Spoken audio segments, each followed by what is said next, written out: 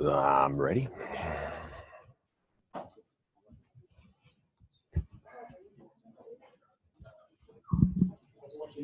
All right, it's 12 o'clock, and we will get started. Oh, and look, Dean's walking in right on time, right on cue. I was going to say I was going to substitute quickly for Dean, but he's walking in the door. So thanks for joining us here live and on the web as well. My name's Wayne Welk, and like I said, I was going to pinch hit for Dean real quick on two quick slides. Just quick introductions. And I know, actually, you guys can't see this on the in the room because we're not tied to that computer. But wanted to make two announcements of what's coming up next. In September, we'll be back in this room on September the 18th. That's Tuesday, and our topic speaker will be power quality and energy management, utilizing assessments and managed services to minimize equipment downtime. That's going to be presented by one of our section sponsors, Dennison Consulting Group, Miss Diane. And then in October, we're going to do kind of a special event. It's going to be also in this room, October the 10th, which if you guys are good with your calendars, that is not a Tuesday, that's actually a Wednesday. And that's going to be a joint IEEE, IAS, and ISA. Oh, I didn't get that botched. That's like all those letters together, kind of in a joint meeting. So typically IEEE goes on a Wednesday, and we always have Tuesdays. So we're going to kind of come together as a joint. And then for those of you guys who remember, back in March, we had a guest speaker, Mr. John Lawrence Bush, an author who came down and spoke about the steamship, building the first steamship in history. He's going to come back down. He's researching a new book he's writing, and the topic is actually technology shifts in energy history, natural versus artificial power. So it's going to be a pretty interesting topic. He'll share some of his research and some of his findings across history, how there's been that ebb and flow between natural resources and, shall we say, artificial resources for power. Again, I know you guys can't read this screen, but online, just a few logistics for today. We have Mr. Paul Gruhn as our guest speaker, and he is here to take your questions and attempt to answer them as best as he can, as well as some slides on the history of ISA and some possibly some safety topics as we move on. So just some general logistics. One, we encourage participation by all, so feel free to ask questions. Web audience too. If you're here in the room, we will share the microphone mainly so that the people online can hear your question. They can't hear your question, so we're going to put the microphone in front of you. And for our web audience, we just ask you stay muted throughout and unmute to ask a question or enter a question through the chat window. And as always, we archive our info on the New Orleans ISA.org website. So everything you'll see today, slides, the recording, we'll have archived up there for your review later. And with that, I will turn it over to Mr. Paul Gruhn to introduce himself and start. Thank you, Wayne. And good morning, or now it's good afternoon, everybody. The information that was presented earlier as far as the publicity very much talked about safety systems and open kind of Q&A discussion. We can we'll certainly get into that. But I would also like to review a bit of ISA history to put things into perspective for all members as well as board members. So a bit of the agenda is I'd like everyone to understand a bit of how ISA was formed, a little bit of our early history, because a lot of people feel like, oh, we're having issues and things now, and we have difficulties now. Well, you'll be surprised of all the difficulties that we were experiencing in the 40s and the 50s. To go over all the progress that we've made and some of the many, many challenges we do currently face, but we have faced in the past as well. For a number of years, we have had a vision and mission statements, and a lot of people recently were not very happy with them. So the executive board changed those statements because we are making some pretty big plans for what we'd like to do to ISA, but you need the high-level statements for everyone to appreciate why do we exist. So I'd like to show you what our earlier statements were versus what they currently are. ISA in the past, until the last month, had no values statements. So most organizations have such statements. Well, we do now. I'd like you to see what they are. Then, since I am the co-chair of ISA 84, and that was part of the general topic of what the meeting would be about. I'd like to give you some updates about the standard and the committee. We've also changed the scope and the purpose statements even within the committee, and there's a new version of the standard coming out. And then we can have an open Q&A discussion. I can jump to another slide deck where I have literally hundreds of slides to answer any particular question you might have related to safety systems, or if there's any other discussion questions related to ISA. Since I'm the incoming society president, I would be happy to talk about those. So to give a little bit of background on who am I to talk about these sort of things, that is my title with my employer. I've been involved in safety since the late 70s, but specializing in safety instrumented or safety shutdown systems for the last 30 years. This year, it's been 30 years. I'm very proud to have been elected to the grade of fellow. I'm a life fellow now. So there's probably a number of other people here who are probably eligible to be life members. If your age and your years of membership total 90 or more, you no longer have to pay dues. You're considered a life fellow. You just have to let ISA know. I've been a member of the 84 committee since 1990, and I am a co-chair for about the last 3 years. ISA has courses on safety instrumented systems. I've been the developer and the primary instructor for those for over 20 years. We now have a certificate program relating to safety systems, and ISA has 3 courses totaling 8.5 days of training on that particular subject. ISA has a book on the subject. This is the 2nd edition of the book. It's my name on the book. The 3rd edition is just shipping now. This 2nd edition is 300 pages. The 3rd edition is 600 pages. I'm thrilled with the new book. I've got a new co-author who's just written some outstanding stuff. Some people I heard talking about some of the software programs that were available to model safety systems. I had the first program back in the early 90s. I don't offer that anymore. It's plenty of other people and companies have stuff like that. I'm a PE, at least registered in Texas. I'm a member of the control system engineer exam team because 15% of that exam is on the topic of safety systems. So I'll be brief with all this. A certified functional safety expert since 2000 and an ISA 84 expert with all the ISA courses and exams with that. And I am currently, I've been a member of ISA since 1983. I was a passive member for the first 6 years or so. When I changed employers, I approached the Houston board saying, I'd like to volunteer. What can I do? Not many people will do that anymore. You really have to recruit. A lot of sections and divisions are floundering in a sense. One of the reasons being is a lot of leaders just don't know how to recruit. Having a call in your newsletter saying we need volunteers is guaranteed to fail. So I've written some other stuff for ISA leaders on how to do a more effective job with that. I've been involved in sections. I'm a former president of the Houston section. Been involved in divisions, division director of 2 different divisions. I'm involved in standards and training and publications, pretty much every aspect of ISA, and next year I'll be the society president. So enough of that. So if you weren't aware, ISA was formed in 1945, and it wasn't just born out of nothingness. It's not like people just said, let's make ISA. There were already multiple instrumentation or instrument societies that already existed on a regional basis throughout the US. And more than a dozen of them decided we need to serve a higher purpose than just serving our little local section here. There's things that we can do together that we can't do individually. And I'll show you that on the next slide. And I found it interesting. A lot of the stuff I'll be showing you here came from an ISA book that was published in '95. That was the 50-year anniversary of ISA. I found, it's like a coffee book table. It's a really nice format and a lot of pictures.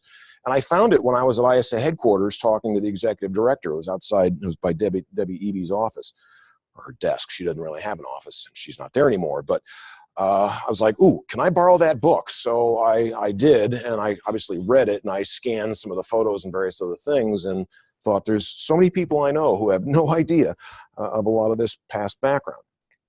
So why did ISA form? And if I go back to the other slide, well, I won't, but there was a Houston Instrument Society, and they initially wouldn't join ISA because they didn't feel the membership requirements were strict enough.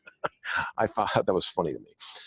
So there was a declaration policy of ISA, and you can obviously read this. And we still exist for this purpose. We are encouraging research. I mean, ISA doesn't do research on its own. A lot of the vendors and users and other folks are doing this, but we still certainly believe in this. We certainly want to foster education. We've done a lot more even since then. We had the automation competency model. We've worked with the government on this. That's actually one of the most popular downloaded competency models for industry and students to learn from, and help schools realize what they need to be including in their education programs for people in the automation field. We certainly want to advance standards in engineering. Now, this last one shows how our language has evolved over time. And this last one, I think we would have phrased this differently.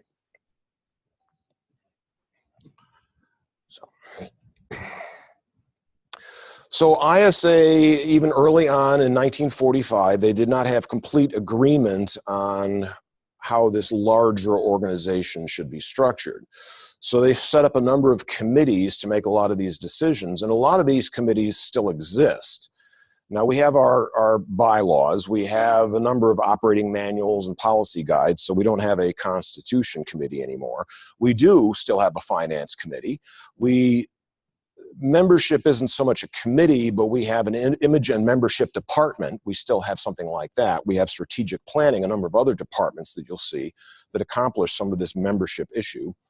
We have a conference and exhibit oversight committee. So these have been things that have existed for a long time. We still have a nominating committee to find potential officers for various higher level roles. We still have a publications, well, it's a department, it's not a committee anymore. Programs, that's somewhat the conference and exhibit committee, and there's programs and conferences have evolved quite a bit over the last 75 years. And publicity, that's more of the image and membership and some other things. So there's a lot of similarity with what they did back then versus what we actually are still currently doing. So the society was formed in 1945, and they had their very first conference the next year, and you'll be amazed how many people were at that first conference. There was already an existing journal, so they had some other articles that appeared in that, and ISA had their own journal back in the mid-50s. Technical divisions took a while to form, but actually it was like 3 years to form the first technical division, of which there's currently more than 15 now. Writing standards and documents and best practices, so they had their first recommended practice in 49 and a standard in 67, and they had their own journals and publications department since 1970. So as far as membership, the very first year, 900 members. Now, the max membership was in the late 90s, and it was around it varied between 45 and 48,000. It never quite hit 50,000 members, but we had a boatload of people who were actually members. Now, that's actually a tiny fraction of people who are in the automation industry. There's about 400,000 people in the ISA database of people who have bought stuff from ISA. So it's only a small percentage of people in the industry who are members, which is the same thing in the engineering field. I mean, it's surprisingly low, the number of people who are members of NSPE, the National Society of Professional Engineers. And the number of professional engineers is actually a fraction of the engineers who are out there. Granted, there's the industrial exemption, but it's not that dissimilar in many other different technical societies. Imagine that. In 1946, there's only 900 members, but at the first conference, we had 5,000 attendees. So a lot of people talk about, oh, we need more members. We exist to serve members. We never have existed to serve only members. Members are great. We want members. But we exist to serve the 400,000 plus people who are in this industry. We don't write standards only for members. A lot of other things that we do. So can you imagine being at an ISA conference with 30,000 attendees? I mean, Rockwell's Automation Fair is the largest largest vendor conference I'm aware of. I used to be with Rockwell, and 15,000 people, and it's frigging huge. And to think of something even twice that size. But back then, ISA was the only game in town. There was no internet. You weren't doing things online because there was no online. And vendors weren't doing their own shows, taking things away from ISA. So, of course, it was much larger back then. But the world's a different place. And ISA has had to evolve with that also. So just 4 years after ISA was formed, they already put a planning committee to address still things that we're talking about: corporate membership, how to increase income. We're still having talks about that. Evaluating our organizational structure. We're still re-examining our belly button and talking about, do we really need the structure that we currently have? I'll show that with another slide also. Discussions of how did we nominate people back then, and there's some protests and some dissatisfaction with the nomination process now. People are still discussing these sort of issues. Can you imagine, for those of you who have been involved in ISA and gone to some leader meetings of any kind, I mean, way back when in the late 60s, a 300-page report with hundreds of recommendations on what the leaders thought direction that ISA should be going. Now, I've asked some ISA staff people, does this still exist? Because, boy, I'd love to read this. And apparently, no. They have minutes of meetings going back to, I think, like 1970 or so, but I'm not sure of that this document might actually exist. We've had declining membership in the past. We have had deficits, so it's not exactly a new thing. Some of the differences of back then versus now. Staff at its peak had a lot of people. We're half that now. There's a lot of somewhat empty space at ISA headquarters in Research Triangle Park. Our max budget, we're half that now. So we used to have about 45,000 members. Now the dues paying members, including life members, they're called professional members now, is about 14,000. That's not including what are now called automation community subscribers. We had this idea of a freemium sort of membership. All they get access to is Intech electronically. They don't get any other member benefits. We don't even call, they used to be called automation community members. We don't even call them members anymore. They're just subscribers. We were hoping that if we give them access to at least Intech and they can see certain things, we'd hope that they would join ISA. We found they don't. So there's discussion of, do we want to really continue that program? At our peak, with 45,000 members and the level of volunteer leadership that we had at sections, divisions, departments, and all the other levels, our cost of governance, the volunteer governance, was around 5%. We're almost 3 times that, and that's 3 times the norm. We still have the society volunteer leadership structure that we did when we had 45,000 members. We actually have some more volunteer leaders, department and other kind of vice president levels, so we're even bigger. Doesn't make any sense. So there are discussions going on now at higher levels of we need to rethink our structure. Where does our money come from? Well, I'll kind of get to that with the next slide. But so we've, over the last 8 years or so, we have not been running a big deficit budget as some people seem to think we have.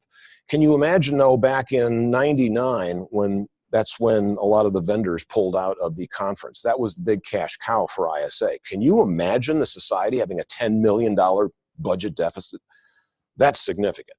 That was the big wake-up call for ISA, and we restructured how we did the conferences. Big, long story of how conferences have evolved since then. But we don't nearly have, I mean, there's individual conferences and exhibitions that the various ISA divisions do, and the larger ones have like 400 or 500 people. 400 or 500 people, back when we used to have 30,000. But hey, the world's a different place. Where does our money come from? People think we need more members. Our money comes from members. No, it doesn't, and it never really did. Well, you could argue whether members used to buy a lot of this stuff, but again, we've had way more customers, as I'll show you on another slide, than we do with members. Now, back here, so 14-odd years ago, our income was fairly evenly distributed amongst different things that ISA does. It's become lopsided, and in one sense, ISA exists for training. I mean, we exist to make people more efficient, to help end users and your employers be more efficient, more safe, and everything else, and we have to do that by training people. But we're not the only people doing training in industry. And if something happens to significantly bite into this chunk, that could be significant for ISA, so it's something we all need to be aware of. And a lot of people say, well, we need more members. We get money from members. Well, actually, surprisingly, no. So it's important to realize where our money actually comes from. So I mentioned those 20,000 or so odd automation community subscribers. They basically don't buy much of anything at all. Now we have There has been in the past, so it depends on what year we're looking at here, 15 to 20,000 professional members who paid now their $120 a year for dues. And they buy additional stuff, but not much additional stuff from ISA. So that's all of like $3.5 million in our $12 million or so budget. So of the 40,000 members that exist in the, well, not members, but of 40,000 customers that exist in the ISA database, yeah, they don't necessarily place as many orders as we have 15 to 20,000 dues paying members, but boy, when they spend money, certainly more than most of the members do. And that's where literally almost 3 times as much money comes from as the members. But granted, there's nothing wrong with members. It's not like, well, we don't need members. No, we do, obviously. We need members to be volunteer leaders and everything else, but just realize where our money actually comes from. So ISA, in our PowerPoints and various other literature and things we list these 5 core competencies, basically, of why ISA exists. We saw, well, this is now half of our income. We do certifications as well as certificate programs. There's certified control system technician, there's certified automation professional, and those are true certifications, which is a big deal and costs a lot of money to create and develop. We also have certificate programs, which means you have to attend a class.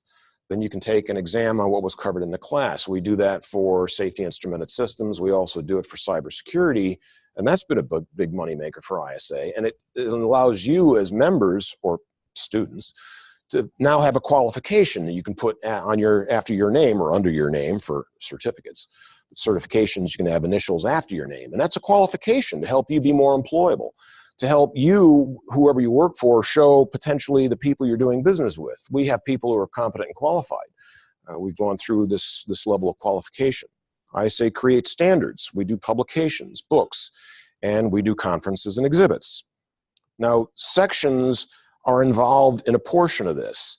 Sections, you'd obviously like this, have your monthly meeting, do something that would bring people to want to learn something, to make them more successful, and that their employer would benefit in sending them to learn something for an hour.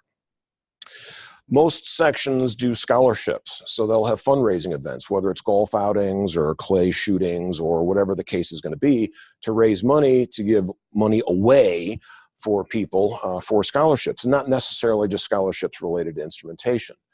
ISA does local training courses. There are section-sponsored courses, and the section makes usually more money hosting just a training course than they'll make in their member rebates.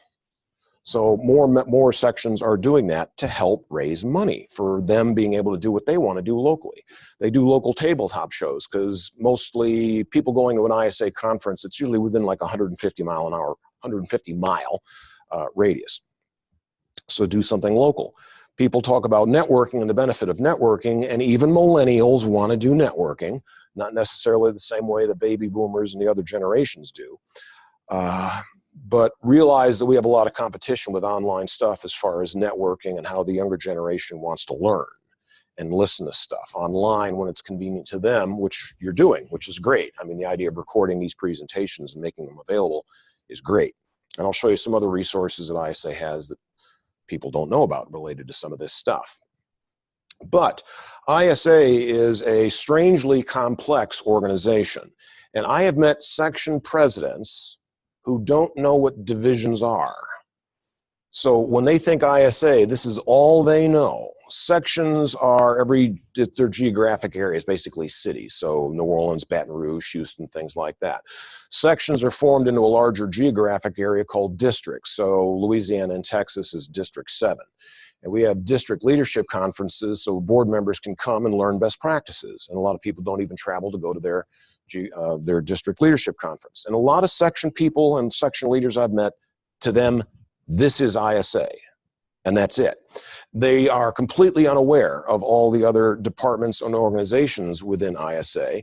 These are actually different departments, and now they're structured under what's called the operational assembly. Every one of these departments and the assembly has a department vice president and a vice president-elect, and they all have then other people in their group, other volunteer leaders. The technical divisions are formed like the Chemical and Petroleum Industries Division, the Food and Pharmaceutical Industries Division, Water and Wastewater, things like that. There are vertical industries, and then there are horizontal spanning industries like analysis or safety, various other things. And they fall under the automation and technology department with a vice president and an elect, and every one of the divisions has a division director and an elect and a board. And then there's the industry and sciences department, and there's also the standard and practices department. Then there's the executive board, and there are a number, almost at least 10, I believe, standing committees that don't have vice presidents, but they do have nominated leaders of the committee, and the committee has a whole bunch of other people there. So there's still finance and honors and awards and nominating, conference and exhibit oversight, all sorts of things. So this is a huge structure, and this is basically on when we had 45,000 dues paying members, we needed something this large. But there's a number of people discussing, we need to rethink this. This is costing us way too much money. We can do more stuff online. We don't have to have all the face-to-face meetings. People are discussing like the Council of Society Delegates. That's a huge cost for ISA. That's the section would have a delegate who goes to the fall meeting, who then votes on various other things. And it's amazing how many delegates don't even show up to represent their section. So it's like, we need to rethink what we're doing here and how we're doing all this and the cost associated with it. We could do it all the voting and all the discussion could be online. And we're doing a lot of members now vote for leaders, although the percentage turnout of voting is surprisingly low. But hey, we could do the same thing with the Council of Society Delegates. Other professional societies, their equivalent of the council has voted themselves out of existence. They realized we don't need to exist anymore. We can do all this online, and members can actually do this. We don't need delegates to represent members when members can do things online as well. And the potential problem is all these groups trying to make change, trying to change anything or say, well, we need to get rid of this group or they don't really need to exist. Everyone's going to rebel. Everyone resists change. And it's like all the parts of the body deciding, well, which part of the body is the most important? So the brain naturally says, I'm the most important. I should be in control because I control all of you. And the blood says, well, without me, nothing else will be able to operate. I'm oxygenating all the blood. And the stomach says, well, without me to process the food, the blood wouldn't be able to do its job and the brain wouldn't be able to function. I'm the most important. And the legs say, well, without me, you wouldn't be able to go anywhere. Without the eyes, you wouldn't be able to see and go anywhere. All the parts of the body are speaking up until the last body part was the rectum and says, I'm the most important because I'm in control of waste management. And everyone laughs. As you've all smiled, no one laughed out loud, but everyone laughed at the rectum and made jokes of him. And the rectum did the only thing he could do within his control. He shut up tight for days and wouldn't let anything pass until the brain can't function anymore. The eyes are bleary and can't see. The legs are wobbly and can't go anywhere. And everybody gives up. Everybody acquiesces and says, okay, rectum, you're the most important, you're in control. So he opens up, everything passes, and we all go back to operating as normal. And the point of this is, it only takes one rectum to ruin it for the rest. And sometimes there are certain volunteer leaders who could be difficult, but we all need to get together and work for the benefit of all. So going through some of these ISA stuff, and then I'll give you the update on the 84 committee and any other open discussion. So vision statements. Every organization has a vision statement, and some are good, some are not so good. A vision statement should cover why the organization exists. They generally should be very short, and you could either use words like they should be inspirational or even aspirational. What do we want to evolve to be? Something that you would read and go, I want to be part of that. And here is the vision statement that we have had for years. This was our prior vision statement.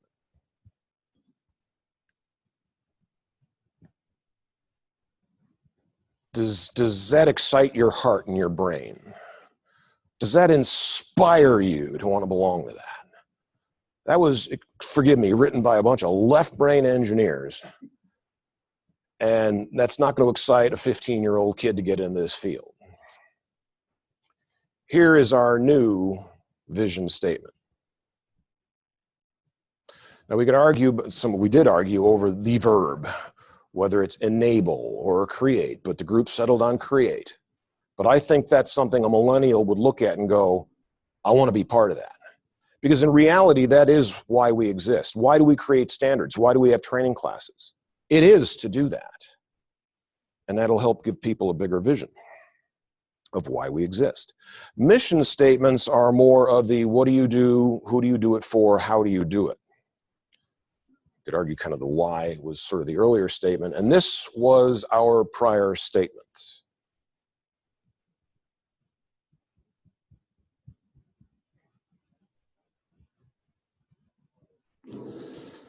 You might wonder, well, where do some of you fit in here? Automation suppliers, whether it's the engineers and the salespeople and marketing folks and end users. Well, what about engineering firms? Where do they fit in? What about individual consultants? Where do they fit in? Again, this is really wordy. Yes, we create standards and training publications and certifications. Can we simplify this? And we did.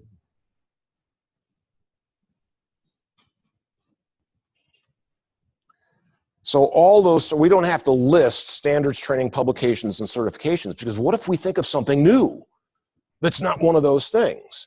And why do we exist? It's to increase operational excellence, whether that's safety, efficiency, productivity of end users. Why would anyone go to a training class? You're learning stuff so you can take it back to your employer and make them more successful. That is really why we exist. And there's one thing I'll bet most ISA members are unaware of. So this link, well, if you had the same presentation, the link will actually work, Wayne, for you as well. The best way to find something on the ISA website is not to use their search feature. It's to Google it. Honestly, go to Google and type ISA webinars, and it will take you to this link of over 100 pre-recorded 60 to 90-minute webinars that you as an ISA member can log in and view at no charge. Non-ISA members, every one of those is $200. I stopped counting at 110. It's a little over 110. Can you imagine over 100 hours of free educational stuff? You could spend 2.5 weeks watching all this. Don't you think that's worth $120 to your employer? Don't you think if you watching one of those, you'll make your employer that much more successful? There's a benefit of ISA membership. And there's tons of stuff like this that a lot of members don't even know about.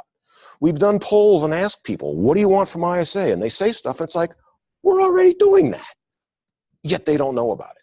So there's lots of hidden treasures that we really need to make people more aware. And that's one thing I'll be writing about in my monthly blogs and articles as president, at least making people more aware of some of those things. So in the past, we had no actual values statements. So we finalized these actually last month within the executive board. We had drafts, we had discussions, we finalized them last month. So there's our statement about excellence. About integrity. About diversity and inclusion. About collaboration. And lastly, professionalism. I like these statements. I like our vision and mission statements. I think that will help put things into perspective for all of the leaders and volunteers within ISA of why do we exist, what are we doing, and what new things can we think of that help achieve some of these higher level goals. So that's it on my discussion of ISA in general. So that took all of half hour. So I'd like to give people a little bit of discussion and background about the ISA 84 committee and the changes that have been taking place there. So for a long time with ISA, standards were numbered just simply numerically. So we did have the ISA 5, and although when you go online, a lot of standards apparently still don't exist because I've never seen whatever we had for the 1, 4, 1, 2, 3, and 4. There is a 5, but they were numerical for a long time. And then for a period of time, they were based on the year that they were chartered. So the 84 committee, 88 and batch, and a lot of other committees were numbered the year they were actually chartered. ISA has gone back to numerical numbering now. I think we're up to 109 right now. But the 84 committee really got momentum around 87.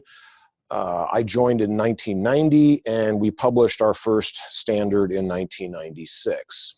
And that was recognized by OSHA as REGAGAP, recognized and generally accepted good engineering practice.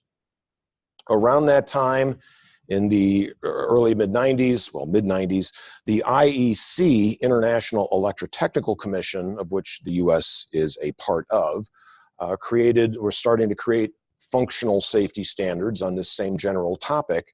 And 61508 was the first, considered the umbrella standard. It covers everyone, all industries, all technologies for safety.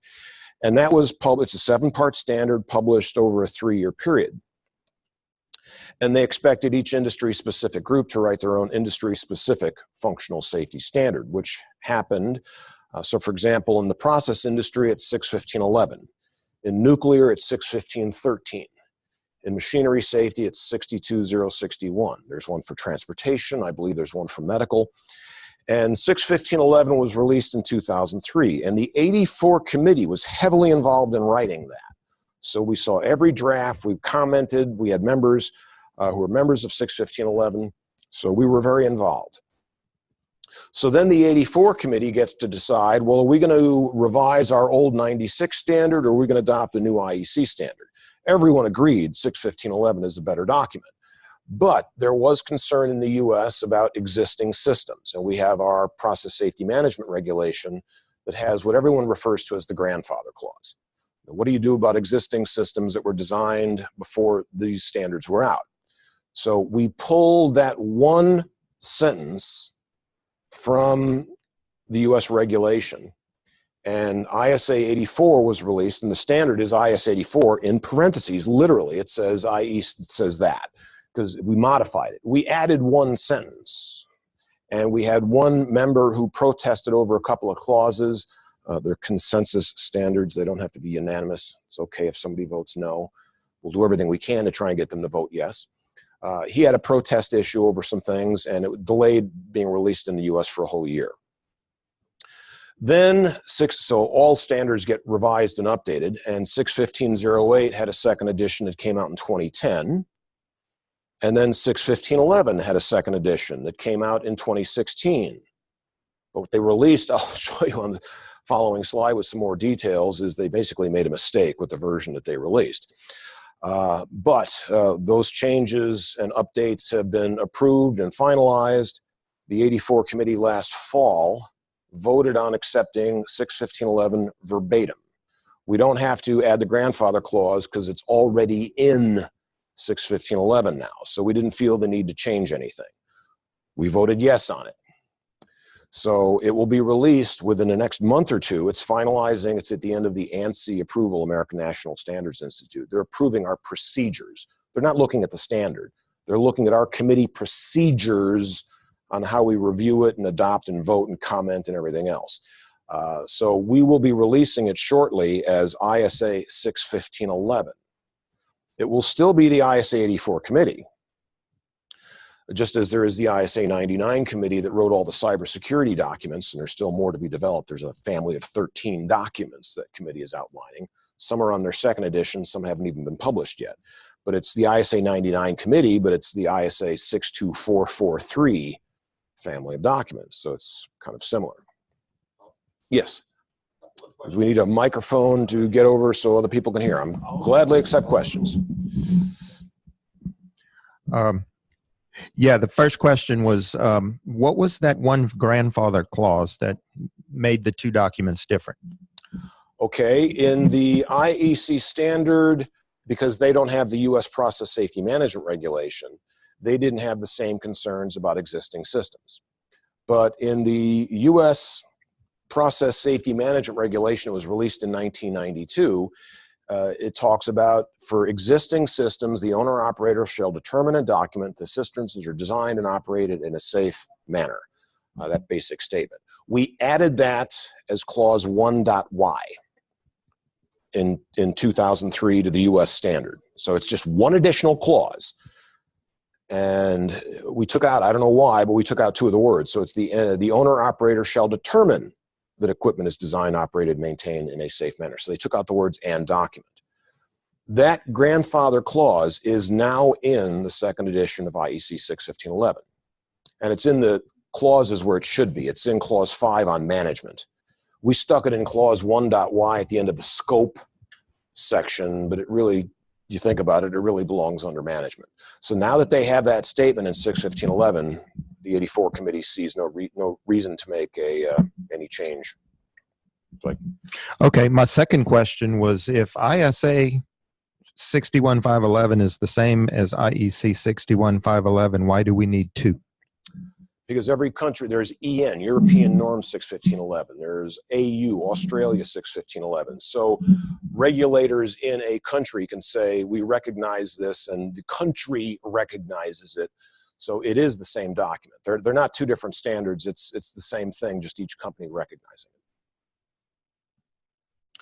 So related to 61511, it was, the second edition was released in 2016, but surprisingly, bizarrely, the IEC released the wrong version that the committee was working on.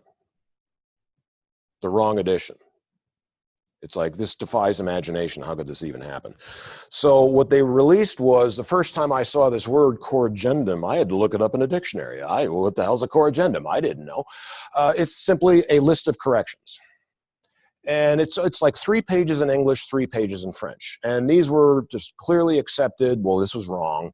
This doesn't require committee vote or balloting or anything else. So they released that in late 2016. And typo here, it's 2016. I didn't realize I made the typo. But there's still more corrections. There's still more things that were wrong. So they released in October, they released an amendment, a longer document with corrections that needed to be made. Corrections that actually required the committee to vote, to ballot on and approve. And they did, but they still wanted to make even further changes to this. So it took an entire year for this amendment process to be finalized. And that was literally in October 2017. Now, they're not going to, so what they're publishing now, as far as I know, is here's the old 2016 version, and then you can get the addendum and the corrigendum as basically separate documents, because it's a fairly long, it's 3 parts, it's 300 pages basically. And just because, think of a manual you have for your car or anything else, it's like, okay, here's a 300-page manual and these 10 pages have changed. So just get to separate 10 pages. As far as I know, when ISA publishes this, it will not be multiple documents like this. This is the final with all the corrections actually added in. So it took a long time for that to be accepted. The U.S. committee, basically, we had a supermajority vote yes for Part 1, which is the normative mandatory requirements. There were enough people who voted no on Part 2, even though it still passed, still a supermajority. There were enough people that voted no that we were concerned. And it's like, no, well, no ANSY's going to be concerned about this. So the U.S. decided to add a U.S. forward to Part 2. Part 2 is informative. It simply helps explain Part 1. There's an annex that has all the same clause numbers, and it explains what all these clauses mean, but there are typos, and there's numbers that don't match up. There's a number of kind of errors like that. And there's a number of annexes in the back, additional annexes, that a lot of people just say, this shouldn't even be in this document. So there are a lot of people that were concerned. But we wrote a U.S. forward to basically people would accept the idea of what the forward is saying is, we actually recommend, I could phrase it as, we recommend you don't read this. We recommend you read the ISA technical reports that the 84 committee has written. We have 8 technical reports covering over 1,000 pages on everything and more that was in Part 2 anyway. So we suggest you read this other document. So that is, I believe, the, what did I have here? So there was still two last slides here. Last year, the committee decided we are not really happy with the old purpose statement. I'll let you read that. And we weren't really happy with our scope statement from back in 1984. We don't use the word high reliability. We don't use the word reliability at all. We don't use the term availability. We got rid of that long decades ago. Yeah, we certainly want guidelines to facilitate understanding. We don't use the word high reliability. we don't really talk about different software configurations for different levels, safety integrity levels. It's like a lot of this stuff, this doesn't really make sense with what we do anymore. And we still are excluding nuclear. So the latest purpose and scope statements that have been accepted by the Standards and Practices Board, a new shorter purpose. Because all of these standards talk about functional safety, how control and the safety systems operate, how they function to maintain safety. And we talk about instrumented systems, and we certainly are focusing on the process industries. A much shorter and simpler scope statement.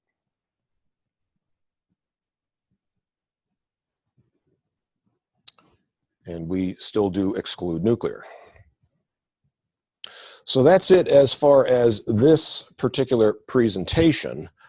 I do have another presentation where I'm happy to talk about anything that is related to functional safety or the 84 standard.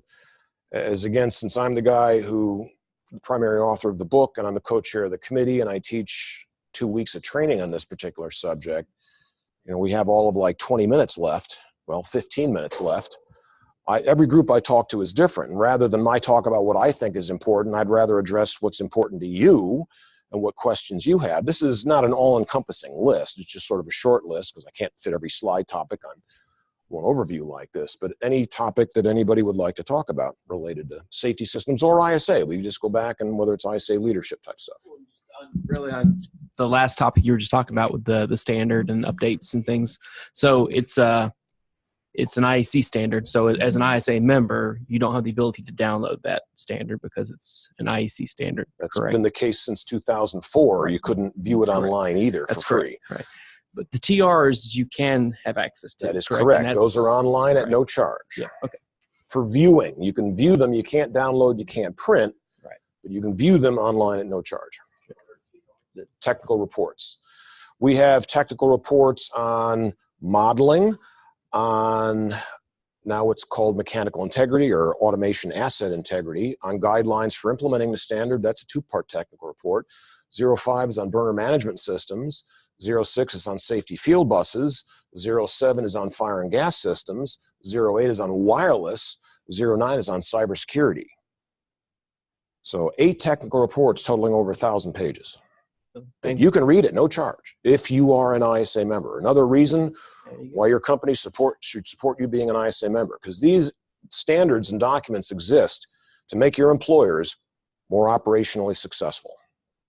That's why they should support you being involved with this sort of stuff, or at least being a member so you get access to this stuff. Questionnaire to pass the microphone back to.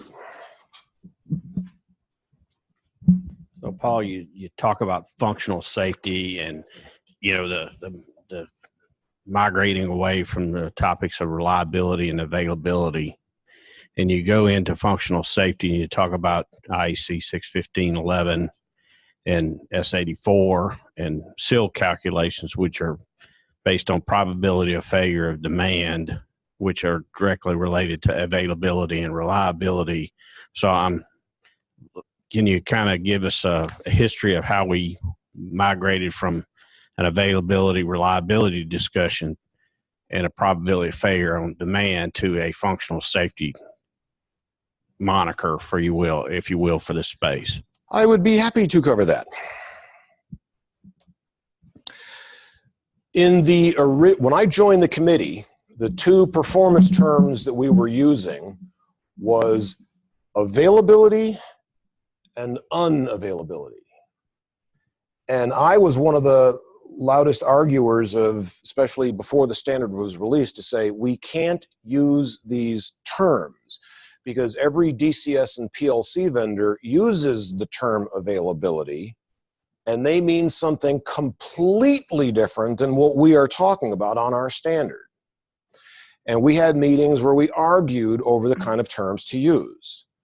So they changed availability to safety availability, which I argued strenuously against that as well, because people think we're talking about availability in the safe failure mode, which is nuisance trips, and we're not. We're talking about availability in the dangerous failure mode.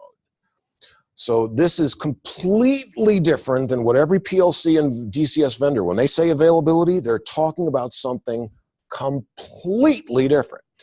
And you just think, well, the complement of availability is unavailability, and that is the term we were using also on the standard. And we realized, well, we can't use that anymore either, but that's when we adopted the term PFD, probability of failure on demand. We're talking about the likelihood of this thing not working when you need it. Now, it was a guy actually with Shell, Ben Hampton, if you remember Ben Hampton of Shell, and there was Ken Bond, there was Herman Story, there was 4 people with Shell, and who's the first fellow I just mentioned? I can't remember his name right now, but Arthur Woltman Arthur Woltman's retired now, but he's still a member and he's still participating. But there was another guy with another office in Shell who said, for example, these PFD, I give this as an exercise. Here's something we can all do to just point out this issue, why some of these terms were horrible. In all of my classes and other seminars, I don't have a board, so I can't write anything down. Well, I do over there, but that doesn't matter. I would write down a number on the board, 0.005, 5e to the minus 3, 5 times 10 to the minus 3, whatever the case is. And then what I want you all to do in your mind is, if you think 0.005 is in this range, I would have people write down 4 on a piece of paper. If you think 0.005 is in this range, write it down on the paper. And if you think it's in this range or that range, so I have people in the class writing either 1, 2, 3, or 4 on the paper. Now, a group this large, I would guarantee there's going to be at least 3 different answers. I've had groups that I actually got 4 different answers. It's extremely rare. It's usually a fairly small group, like 8 or less, where I might get everybody with the same answer, but that's actually rare. And these are engineers in the class. So the guy, it was Ben Hampton. Ben Hampton with Shell said, I can't get managers to understand probability numbers. They just don't understand anything in scientific notation. And he said, if I take the complement of that, 1 minus that, our old safety availability, I mean, a rhetorical question, do you see a significant difference between 99% and 99.99? To a manager, it's less than 1%. What are we arguing about, right? So he says, I can't get them to see the difference in these numbers. They don't get it. So it's actually Shell first introduced taking the reciprocal, 1 over the probability, and Shell long ago, 20-odd years ago, called it the hazard reduction factor. That's the term that Ben Hampton invented. And after a while, a few years, we realized, well, we're not really reducing the hazard, we're reducing the risk. There's a subtle difference. But it's really because that 0.005, it's in this range. The reciprocal of 0.005 is 200. 200. I mean, a 10-year-old, a class of 10-year-olds would get that correct, but a quarter of a room full of engineers doesn't get 0.005 correct. So that's another reason we just got rid of these terms. We don't want to confuse it with DCS and PLC vendors. I mean, Rockwell still uses availability. Everybody does. And they're talking about safe nuisance trip performance. Is the plant up and running? Not will it shut down when I need it. So we really needed to come up with better terms. And if you ask somebody what reliability means, you ask 5 people, you're going to get 5 different answers. But in our safety standards, we're talking about safe nuisance trip performance and dangerous failures. So we need very specific terms for the kind of performance that we're talking about. So the 2 failure modes we have talk about in our standard. And why is this really an issue? Let you read that for a second. There have been people that had relay systems, replaced their relay systems with a PLC, implemented the same logic, thought they made an improvement because they're using a newer, better technology. And they had accidents because they didn't understand the impact of the technology change. It's for safety, the issue is not so much how does it operate, it's how does it fail.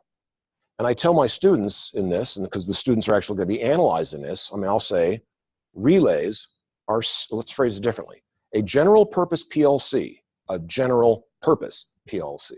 is less safe than a good relay system by 2 orders of magnitude, by a factor of 100. Now, I can say that and people will go, I don't believe you, or they may not remember it, but when they model it in class, analysis, and a 14-year-old kid can do the analysis. It's like, oh my God, I had no idea it was this significant. So the two failure modes we're talking about on safety systems are safe nuisance trip failures, and this has nothing to do with SIL. And this is where every PLC and DCS vendor uses the term availability. This is what they're talking about. Either their system in the plant is up and producing product, or when your DCS or PLC shuts down, your plant is not producing product, and the automation system's down, so they use the term availability. This has nothing to do with SIL. This has nothing to do with probability of failure on demand. We're only talking about these, I'm stuck, I'm not going to work when you need me. The valve that never moves is now stuck. The solenoid that never moves is now stuck. The pressure switch is stuck. The relays could be stuck, but that's rare. A general purpose PLC can have input and output circuits that are stuck energized, and most PLCs don't detect that. Older PLCs didn't even have watchdog timers to tell if they're stuck in an endless loop. So this is where we have the term PFD, probability of failure on demand. If I have a demand and the device is unavailable, our old term, that's when you have the hazardous event. So we're talking about the probability of failure on demand, or the reciprocal of that, or the complement of that, whatever kind of range of numbers you want. Because to some people, this is availability and this is reliability. But again, you ask 5 people, you get 5 different answers. So sorry, that was kind of a long-winded answer, but that's really the history and some of the reasoning behind the difference in terms. So it could be probability of unavailability on the demand, just as easy, term-wise. Yes. And you could argue, I mean, PFD, well, that's too confusing. You're talking to a process engineer, he thinks you're talking about process flow diagrams. Talking to people who work offshore, and they think you're talking about their personal flotation device. Talk to people who work in Alaska, they think you're talking about the permanent fund dividend that the state pays you just to live there. So yeah, we could have called it anything, but we wanted to get away from availability, reliability, unavailability, any term like that.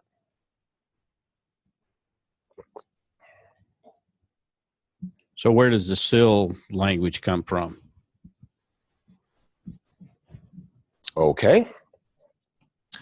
So if we're going to have, well, that's actually kind of that, I showed that slide before. You could argue, well, we did have a lot of arguments. Heated. I mean, yelling through the walls, you can hear people on the other side arguments, because you can't get a group of 50 people to agree on anything. So we had to split into 4 working groups. And we were in 4 different meeting rooms having our smaller little specialists of people who were passionate about that particular topic. And yeah, we literally invented this concept of safety integrity levels. We realize failure rate data has 1 to 2 orders of magnitude slop. So we settled on, originally the first ISA 90, the ISA 84 standard only went up to SIL 3.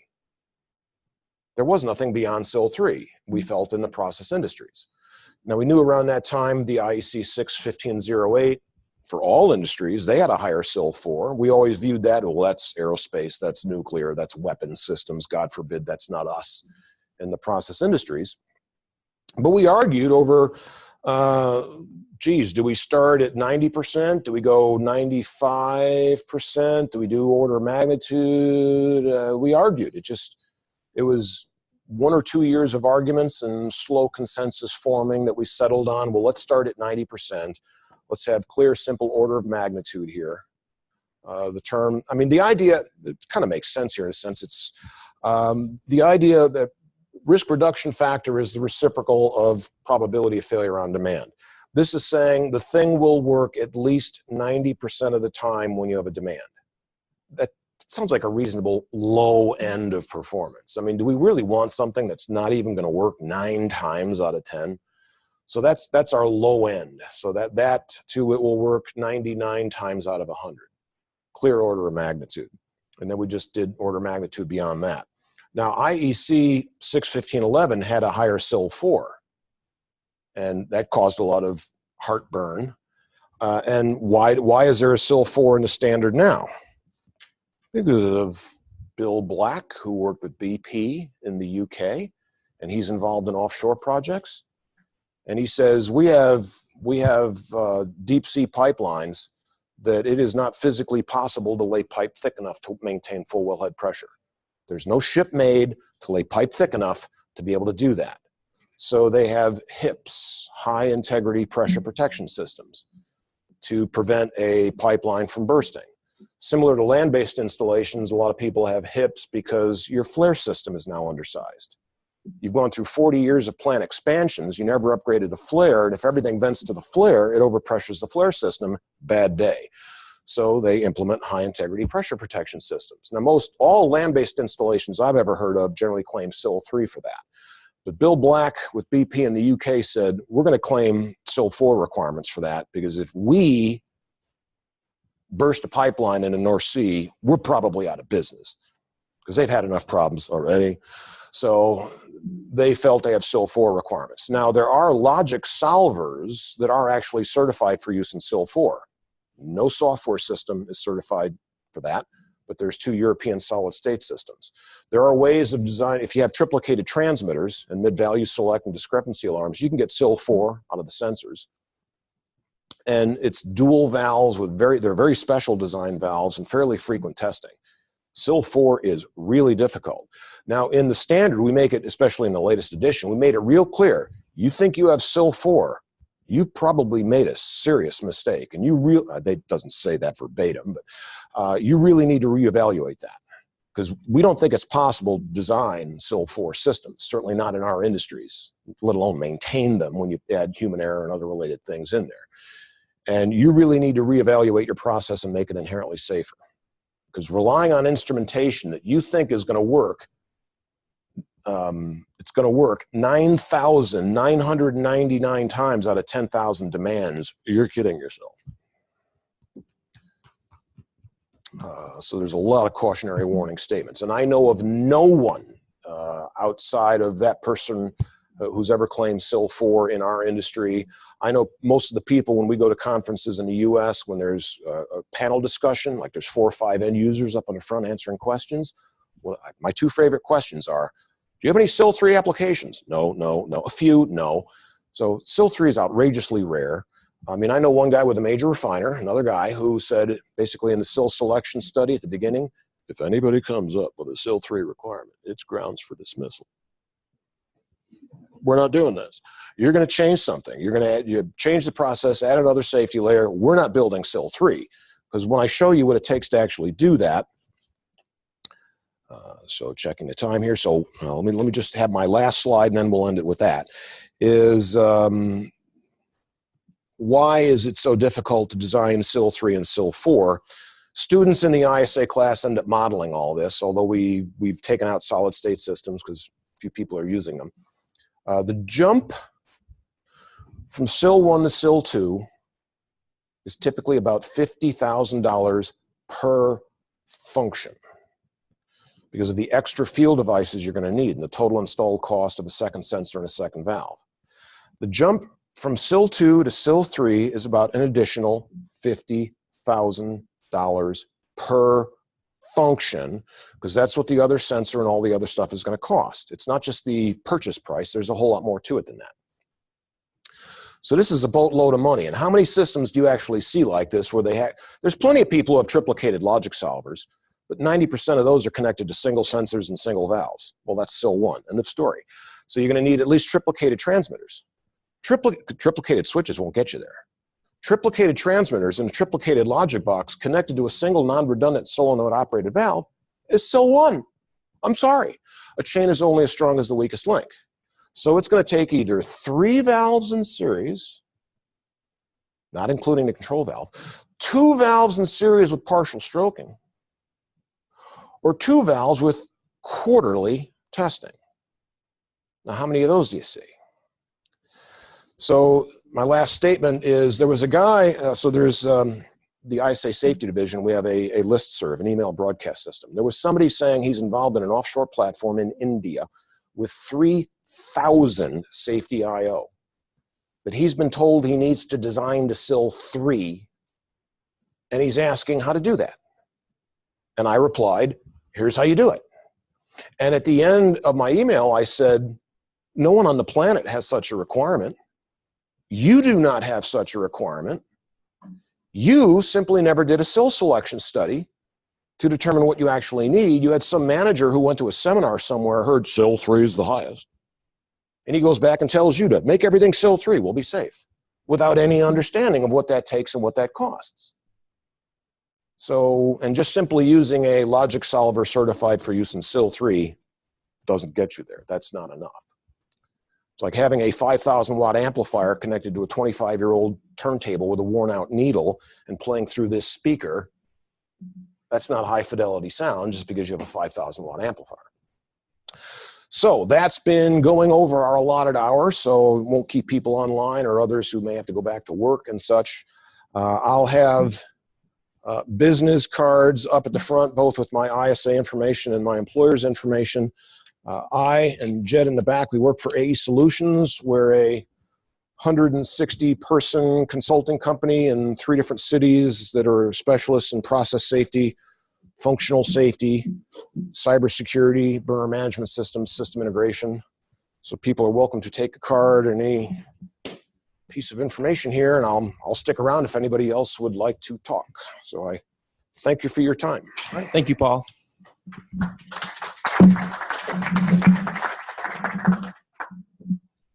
Well, that will turn off the online. So just everybody out there, just keep look out in your inbox for President's messages with updates on our next meeting. So September next meeting, and then we have some set up for October as well. So thanks for joining us today.